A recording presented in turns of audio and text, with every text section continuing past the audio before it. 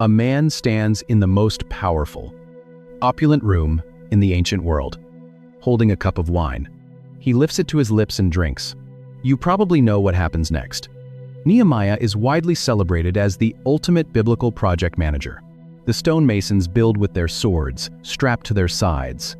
Nehemiah keeps a trumpeter constantly beside him, ready to sound the alarm and rally the troops to any breached sector. This is the reality of the weaponized trowel. Practical leadership is rarely the luxury of focusing on one problem in a sterile environment. It requires the willingness to hold the tension of simultaneous building and battling, from dawn until the stars come out. They labor in the dust, heavily armed, refusing to change out of their clothes even to sleep. The aggressive, visible readiness deters the attack. The foreign coalition backs down. The external enemies fail to stop the wall. The swords successfully keep the invading armies at bay. But as the stones rise higher, a much more dangerous threat is rotting the city from the inside. The greatest danger to the project did not come from the surrounding nations. It came from the builders themselves. The sound of the enemy never breached the city. But halfway through the construction, a different noise brings the work to a grinding halt. It is not the war cry of the Samaritan coalition. It is the desperate weeping of starving families. He is presented as a masterclass in executive execution. We read his book to learn how to cast a vision. A massive internal crisis has erupted. The external threat of Sanballat demanded a sword.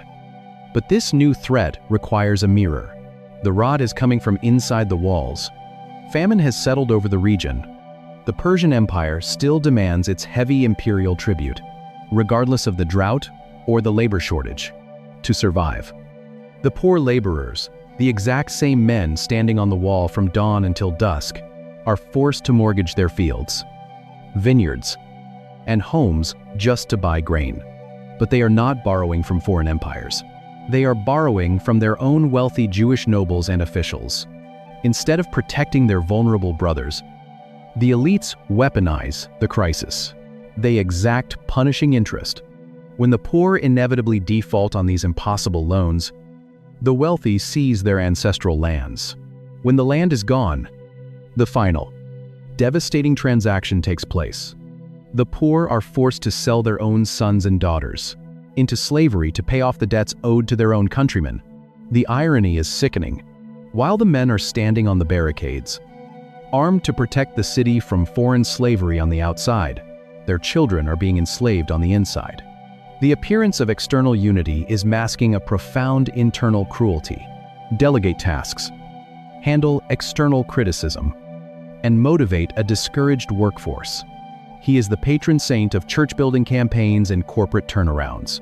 When Nehemiah hears the outcry of the poor, he writes that he becomes very angry. But he does not react impulsively. The text says, "I took counsel with myself." It is a moment of disciplined, terrifying rage. He does not hold a quiet, closed-door meeting to protect the reputations of the wealthy. He does not tell the starving families to be patient and wait until the wall is finished before addressing their complaints. He stops the entire construction project. He convenes a great public assembly and directly confronts the economic predators. He exposes the hypocrisy. Nehemiah and his associates had been using their personal wealth to buy back Jewish slaves from pagan nations. Yet the nobles in Jerusalem were forcing those same free Jews right back into chains for a profit. He publicly shames them, demanding they cancel the debts, stop the usury, and return the fields, the vineyards, and the children that very day. A merely pragmatic manager would have ignored the injustice to keep the project on schedule. A political leader would have feared alienating the wealthy donors and powerful officials who ran the city's economy. But Nehemiah understands that building a physical fortress means nothing if the community it protects is devouring itself. Faced with his fury and the public exposure of their greed, the nobles are silenced. They agree to restore everything. For most of the book, he entirely earns that reputation. He takes an impossible situation, the shattered stones of Jerusalem. Nehemiah forces them to take a sacred oath. He then shakes out the folds of his garment as a physical, prophetic warning if they break this promise. God will shake them out of their houses and empty them of their wealth. The economic reform holds. The fractured community is healed. With the internal injustice addressed and the external enemies silenced, the impossible project finally reaches its climax. The scraping of limestone finally stops. For the first time in nearly 2 months, the valley falls silent. The final heavy timber gate swings shut on its massive hinges, and the iron lock slides into place. The project is finished. 52 days. It is an architectural and logistical miracle. What the Babylonian army had destroyed in a prolonged, fiery siege, a band of traumatized, heavily armed amateurs rebuilt in less than 2 months. When the surrounding enemies, Sanballat, Tobiah, and the local coalition hear that the gates are secured, their psychological warfare collapses. The text says they lost their confidence, for they perceived that this work had been accomplished with the help of our God. The weaponized trowel has achieved its ultimate victory, but the physical completion of the limestone wall is only the first half of the triumph. What happens next is what solidifies Nehemiah's, lying in humiliating ruin for over a century, and orchestrates a miraculous physical recovery. Against all odds, reputation as the ultimate biblical restorer, the physical barricades are secure. But the people recognize they need spiritual boundaries. They gather in the open square before the Watergate and ask Ezra the scribe to bring out the book of the law of Moses. From daybreak until noon, Ezra reads the ancient text. As the words wash over the crowd, the people do not simply listen. They fall to the ground and weep. The trauma of their exile, the guilt of their ancestors, and the fresh mercy of their survival overwhelm them. They immediately translate their tears into action. The entire nation drafts a binding, written covenant. The nobles, the priests, and the common citizens all press their seals onto the document. They make 3 specific, ironclad promises to God. First, they promise they will never again intermarry with the surrounding pagan nations, guarding their households from foreign idolatry. Second, they promise they will strictly observe the Sabbath, refusing to buy or sell from foreign merchants on the 7th day. Third, they promise they will not neglect the house of God, committing to bring their tithes, to support the Levites and the temple singers. The spiritual revival peaks in a massive dedication ceremony. Nehemiah organizes 2 great choirs to march in opposite directions along the top of the newly built wall. He reorganizes a fractured people and rebuilds the massive city walls in just 52 days. It is a stunning, flawless victory of practical leadership. The sound of singing, cymbals, lutus, and harps echoes across the valley. The text says that the women and children rejoiced, and the joy of Jerusalem was heard far away. This is the perfect ending. The physical breach is repaired. The spiritual breach is healed. The covenant is signed. The city is safe. If you close your Bible at chapter 12, it is the greatest corporate turnaround in history. It is the definitive proof that with the right vision, strict discipline, and brilliant management, human beings can build a secure, holy society. Everything appears perfectly restored. But the book has 13 chapters. Nehemiah's leave of absence eventually expires. He is still an employee of the Persian king. He leaves the beautifully restored city in the hands of the priests, trusting the walls and the written covenant to protect the people. And he travels back to the royal court. Years pass. When Nehemiah finally secures permission to return to Jerusalem, he expects to find the holy Berdaded, singing city he left behind. Instead, he walks through the gates, and the illusion of permanent change shatters completely. When Nehemiah finally walks back through the massive wooden gates of Jerusalem, he expects to hear the choirs. Or at least, that is the version of the story we usually tell. This familiar, triumphant narrative ignores a glaring problem. He expects to find a city defined by its sacred order. Instead, he hears the heavy, rhythmic thud of wine presses. It is the Sabbath day, the day the people had bound themselves by a written curse to keep holy. But as Nehemiah walks the streets, he sees men hauling sheaves of grain and loading donkeys. He smells the sharp, salty stench of Tyrian merchants selling dried fish right in the middle of the city. The physical walls are standing perfectly intact, but the gates have been left wide open to foreign commerce. The second promise of their sacred covenant is completely dead. Nehemiah leaves the market and heads up to the temple courts. He expects to find the Levites and the singers who had led the great dedication ceremony. But the temple is eerily quiet. The guards are gone. The musicians are missing. He investigates and discovers the humiliating truth. The people had stopped bringing their tithes. With the food supply cut off, the ministers of God had abandoned the temple and fled to the countryside, just to farm enough food to survive. The house of God has been forsaken. The third promise of the covenant is dead. It ignores how the book actually ends.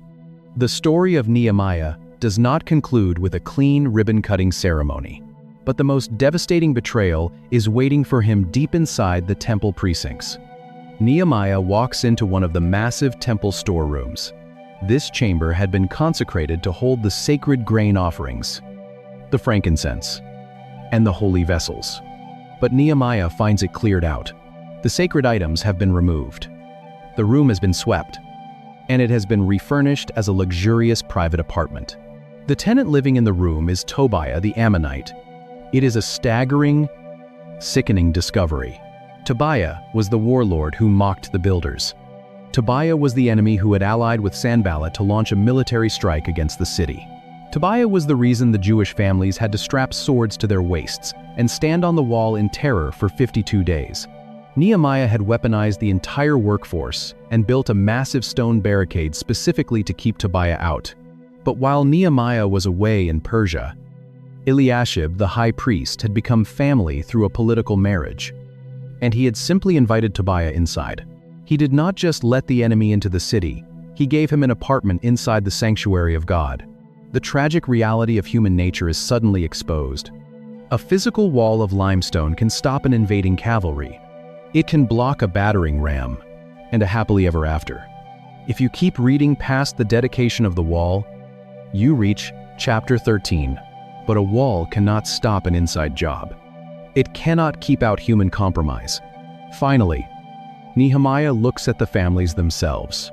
The men of Judah have married women from Ashdod, Ammon, and Moab. Their children are playing in the streets. But when Nehemiah listens to them, he realizes they cannot even speak the language of Judah. They speak the dialects of the surrounding pagan nations. In a single generation, the spiritual identity of the city is dissolving. The first promise of the covenant is dead. Every single vow signed in blood just a few years earlier has been broken. Everything Nehemiah bled to build has rotted from the inside. The polished, strategic project manager vanishes. Faced with the complete collapse of his life's work, Nehemiah does not convene a leadership seminar. He does not draft a new corporate vision. He does not form a committee. Pushed far past his breaking point, the great administrator is about to resort to something desperate. Faced with an impossible contradiction, he reacts with physical violence. Nehemiah does not form a committee to discuss the temple lease. He walks directly into Tobiah's luxurious apartment and begins physically hurling the enemy's furniture into the courtyard. The sound of heavy wooden tables and clay jars shattering against the stone pavement echoes through the temple complex. And chapter 13 is one of the darkest, most uncomfortable endings in the Old Testament. Years after the wall is built, he throws everything out, screaming for the priests to scrub the chambers clean and immediately return the sacred vessels. Then he marches to the city gates. He confronts the nobles who are profaning the Sabbath, warning them that their greed is inviting the wrath of God. He orders the massive wooden doors to be slammed shut and locked before the sun even goes down on Friday, stationing his own loyal guards to keep the merchants out. When the foreign traders try to camp in the dust outside the walls, waiting for a chance to slip in, Nehemiah threatens to arrest them by force. But his rage reaches its terrifying peak when he confronts the men, who have married foreign women. The man who once stood calmly before the king of Persia now completely loses his composure. The biblical text is brutally honest. Nehemiah curses them. He physically beats them in the street. He grabs them by the head and literally pulls the hair out of their scalps, screaming at them to remember the sins of King Solomon. He forces them to swear oaths by God that they will stop. It is a shocking, violent end to a book celebrated for its executive poise. But this violence is not a simple loss of temper. It is the desperate, agonizing frustration of a man who realizes the ultimate limit of human management. Then, he waits. He waits for his throat to burn, for his breath to seize, for his heart to stop. Nehemiah discovers that his perfect project has unraveled. The physical stones are standing, but the spiritual fabric of the city has completely collapsed. Nehemiah is trying to physically force holiness into a people who have no internal desire for it. He is trying to manage their sin with threats, locked doors, and pulled hair. This is the terror of external behavior modification. And this is where the historical story becomes an uncomfortable mirror. We often treat our own spiritual failures as a management problem, when a destructive habit, a lingering fear, or a hidden compromise threatens your life. Your first instinct is likely to build a wall. You change your schedule. You set up a new daily routine. You make a bold, emotional promise to God, just like the Israelites who pressed their seals onto a written covenant. You think that if you just build a strong enough external structure around your life, you will finally be secure. External boundaries are necessary, just as Jerusalem needed its physical limestone, but Nehemiah's tragedy proves their fatal flaw. You can organize your life perfectly. You can remove every external temptation. You can build a massive, 52-day barricade around your habits. But if your heart remains unchanged, you will eventually invite the enemy right back into your own sanctuary. You will willingly hand over the keys to the very things that are destroying you. Human leadership, willpower, and discipline can only produce outward conformity. They cannot resurrect a dead human heart. Nehemiah finally realizes this terrifying truth. The poised, strategic leader we admire in the early chapters vanishes. In his place is a frustrated, bitter man. The book closes with a fractured, exhausted leader, standing in a compromised city, praying a desperate, repetitive prayer, "Remember me, oh my God," for good. He has done everything a human leader can do, and it was not enough. If the greatest practical leader in the Old Testament ends in bitter failure, where is the hope? How can the breach ever truly be repaired if the stones cannot fix the heart? Centuries pass. The Persian Empire falls to the Greeks, and the Greeks fall to the Romans. The walls that Nehemiah built are eventually expanded and fortified by King Herod into a staggering architectural marvel. The massive limestone barricades of Jerusalem become some of the most imposing defensive structures in the ancient world. But the internal rot never stopped. The physical stones held, but the human heart remained completely breached. Nehemiah's story leaves a gaping theological wound at the end of the Old Testament. It proves that strategy, discipline, and physical boundaries are not enough.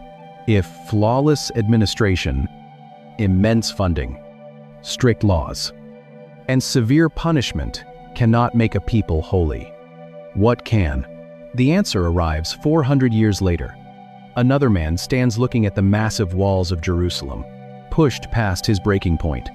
The text describes Nehemiah physically assaulting his own citizens. He beats men in the street, but he is not a cupbearer to a pagan king. And he has not come to organize a construction crew. It is Jesus of Nazareth. As Jesus rides down the Mount of Olives and the magnificent, walled city comes into view, he does not celebrate its towering defenses. Just like Nehemiah, he looks at the city and he weeps. But Jesus is not weeping because the walls are broken down. He is weeping because he knows they are about to be shattered all over again. He prophesies that because the people rejected God's true arrival, an invading army will tear the fortress apart until not one stone is left upon another. The physical barricade is ultimately useless. Jesus did not come to be a project manager for limestone. He did not come to negotiate with a Roman emperor for timber, or to mandate external behavior modification, or to beat sinners in the street in a desperate attempt to force their obedience.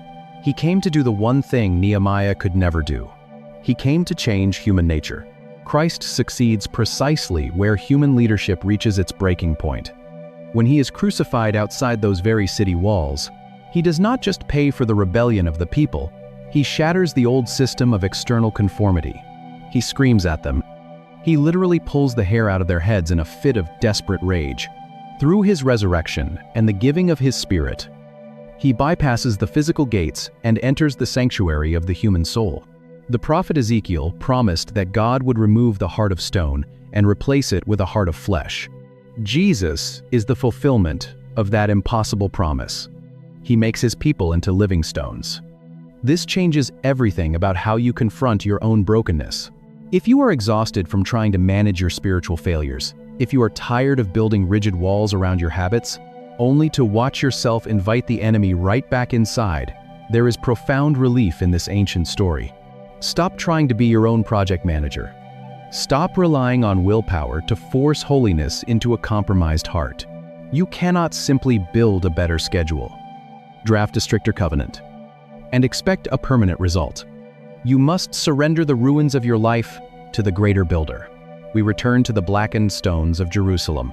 They are beautiful, and they are secure, but they are just rocks.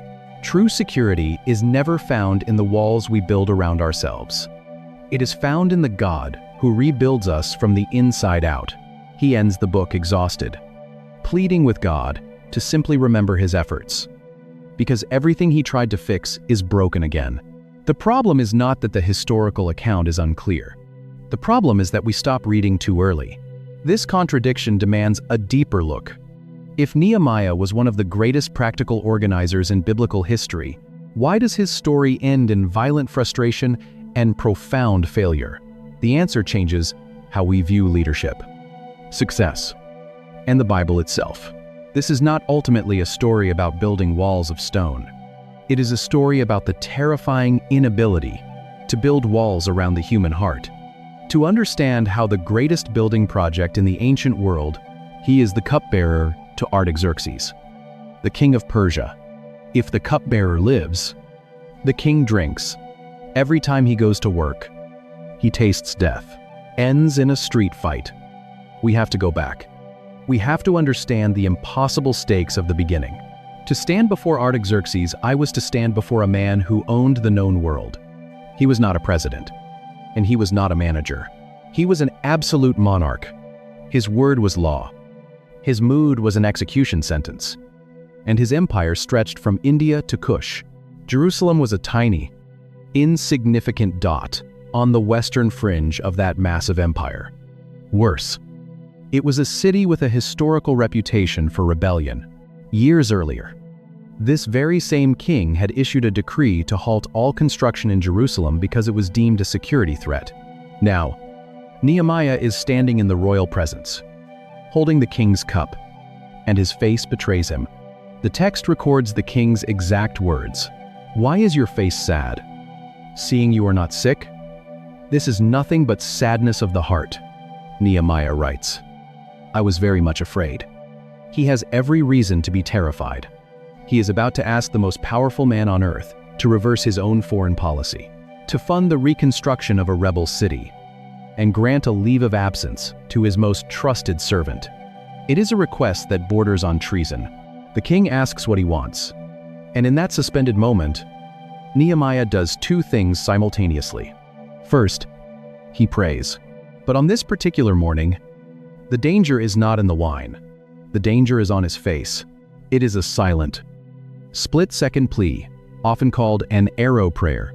He does not have time to fall to his knees or recite a liturgy. He shoots a quiet desperation toward heaven while standing in the palace of pagan power. But second, he speaks. And when he opens his mouth, he does not offer a vague, spiritualized hope. He offers a masterclass in executive planning. He asks for a specific leave of absence.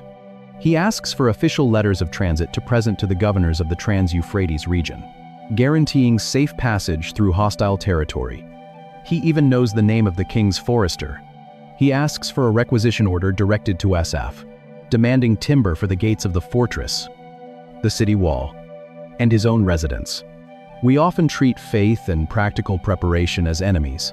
We assume that if a person truly trusts God, they will simply step out into the unknown without a plan. We spiritualize poor organization. Nehemiah shatters that division. He has been fasting and weeping for months over the state of Jerusalem. But he has also been calculating. He knew exactly what route he would take. He knew exactly whose jurisdiction he would cross. He knew exactly where the raw materials were located. He brought a highly structured, logistical blueprint into the throne room. Faith did not replace his preparation. Faith authorized it.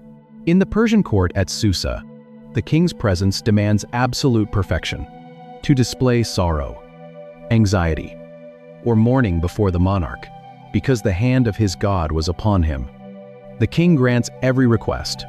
Nehemiah is given the letters. He is given the timber. He is even given an escort of Persian cavalry. It is a staggering administrative triumph. With the stroke of a royal pen, the impossible project is officially funded and protected by the largest empire on earth. If leadership were only about securing resources and authorization, the story would end here. Nehemiah packs his supplies and begins the long, dangerous journey westward. He crosses the desert, presents his credentials to the regional governors, and finally arrives at the ruins of his ancestral home. He has the paperwork. He has the king's backing. He has the architectural vision. But imperial decrees cannot rebuild shattered stone.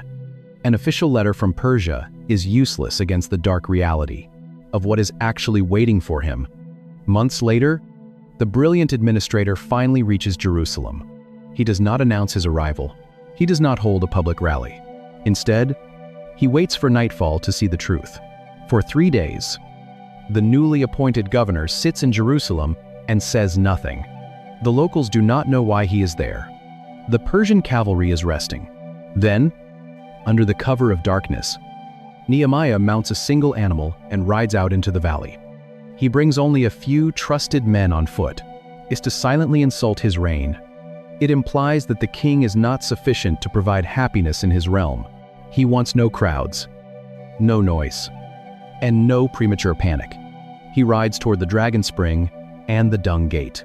In the cold moonlight, the scale of the devastation finally becomes visible. Huge blocks of limestone, blackened by Babylonian fire a century earlier, lie in chaotic heaps. The destruction is so severe that at one point, the rubble completely chokes the path. The animal beneath him cannot find a secure place to step, and Nehemiah is forced to dismount, navigating the jagged, charred ruins on foot in the silence of the night. To modern readers, a ruined wall is simply a civic infrastructure problem, a municipal delay. In the ancient Near East, an unwalled city was an open grave. Without a wall, there was no economy. Because merchants could not safely store their goods overnight, there was no security. Because foreign raiders could walk directly into a home while a family slept, there was no civic identity.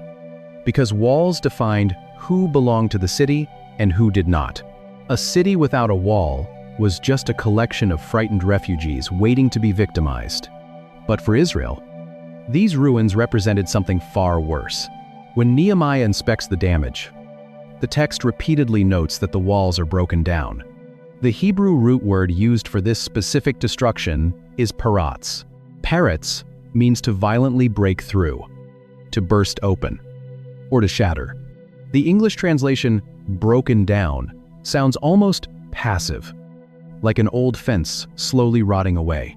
For a servant, bringing a sad face into the throne room is a capital offense. Yet, as this cupbearer steps forward, over time, but paratz implies aggressive violence. It is the language of a traumatic, intentional breach. In the biblical worldview, a breach in the physical wall was not merely an architectural failure. It was a theological humiliation. It was a public broadcast to the surrounding pagan nations that the God of Israel was either too weak to protect his people, or that he had abandoned them to their enemies because of their sin. The rubble was a monument to their shame. Nehemiah traces the perimeter of this humiliation in the dark. He does not start barking orders. He does not immediately delegate tasks. A true leader must first measure the actual depth of the wound before promising a cure. Only after he has felt the physical and spiritual weight of the rubble does he finally speak to the priests, the nobles, and the officials. He does not use corporate jargon. He speaks directly to the shame they have lived with for a century. You see the distress that we are in? How Jerusalem lies waste, and its gates are burned with fire. Come and let us build the wall of Jerusalem, that we may no longer be a reproach. The psychological shift is immediate. Empowered by the king's letters and Nehemiah's quiet conviction, the people agree. They strengthen their hands for the good work. The hopeless paralysis that had trapped the city for generations vanishes. The physical assessment is complete. The workforce is organized. The plan is set to pour the wine. He is carrying a grief so heavy he can no longer hide it. His name is Nehemiah, but the moment the first shovel strikes the earth, the illusion of safety shatters. Nehemiah had permission from a distant king, but he was now standing in a local war zone. As soon as the stones begin to move, the surrounding nations wake up. Building a massive stone wall is loud. The sound of limestone scraping against limestone, the shouting of workers, and the heavy movement of timber echo across the valley. In the ancient Near East, the sound of a rising wall was a declaration of independence. It did not take long for the neighbors to hear it. 3 regional power brokers, Sanballat the Horonite, Tobiah the Ammonite, and Geshem the Arab, realized their profitable dominance over a defenseless Jerusalem was about to end. They do not send congratulations. They send terror. Their first tactic is psychological warfare. They stand near the construction site and publicly mock the traumatized builders. Tobiah laughs and shouts that even if a lightweight fox climbed on this pathetic new wall, the stones would collapse. The mockery is designed to strike at the deepest insecurities of the people. They are not professional stonemasons. They are perfumers, priests, and goldsmiths, trying to clear a century of charred rubbish. The work is already agonizing. The mockery makes it feel impossible, but Nehemiah refuses to debate them. He simply prays. And the people keep building until the wall reaches half its required height. When mockery fails, the enemies escalate. If you are familiar with the Bible, or if you have ever attended a Christian leadership seminar, they form a military coalition to march on Jerusalem, planning a surprise slaughter to plunge the city into confusion. The psychological toll on the workers becomes unbearable. A bitter song begins to circulate among the laborers in Judah. The strength of the laborers is failing, and there is so much rubbish that we are not able to build the wall. At the same time, Jews living near the enemy territories run into the city, warning Nehemiah 10 times that an attack is imminent from every direction. The project is on the edge of total collapse. The people are exhausted by the debris and paralyzed by the death threats. This is where Nehemiah's genius shines. A lesser leader would have halted construction to form an army, abandoning the project. A foolish leader would have ignored the threats and forced the people to keep building blindly. Nehemiah does neither. He transforms the workforce into a militia without stopping the work.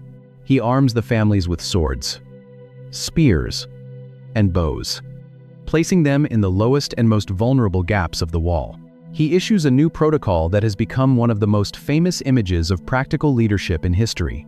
The burden bearers load themselves so that they carry materials with one hand and hold a weapon with the other.